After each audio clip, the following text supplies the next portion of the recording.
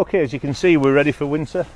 We've just taken delivery of 17 new trucks. We've got 32 gritting vehicles in total, which are actually front-end delivery vehicles, and another 2 that are used as spares. We've got a total of just over 10,000 tonnes of rock salt spread out across 10 depots across Argyll and Bute, right the way from Helensburgh onto the Hebridean Highlands. We have a really sophisticated weather forecast system in place, which gives us around about 10 separate weather forecasts for Argyll and Bute. Those 10 weather forecasts are determined by the conditions. There's information that's fed in from weather system providers that we contract with.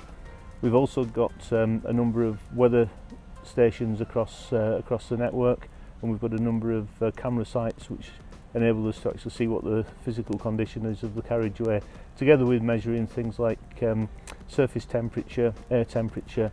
We've actually got traces in the carriageway surface to measure the amount of residual salt that's actually left on the road, and that's all used to ensure we can deliver a first-class service.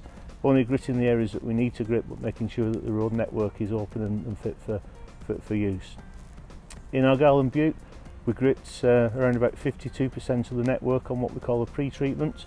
So when we've got forecasts of ice about to form, we'll carry out those pre-treatment routes across the 32 different routes as required. We don't necessarily always do all the routes, we'll only do the routes where the forecast dictates that there'll be a likelihood of ice forming.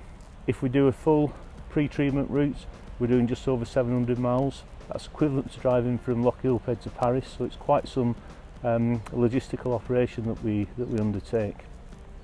To assist our supervisors and our team, we've got vehicle tracking fitted to all the vehicles, so we can see where the vehicles are at any one time, and that ensures that there's safety for the drivers, who quite often will be in quite remote routes.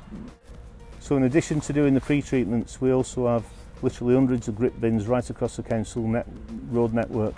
But those grit bins are there for people to assist, for community resilience, and they're also positioned in locations where we might not be there just as quick. In any winter conditions, I'd urge motorists to make sure that they're properly prepared. Make sure you've got good tyres with grip, ideal with winter tyres. Carry a shovel and blanket and food supplies just in case. And if the weather's really bad, just ask yourself a question as to whether you need to travel or not. Always focus on keeping safe, and unless it's an essential journey and the weather's particularly bad, I'd advise people not to travel.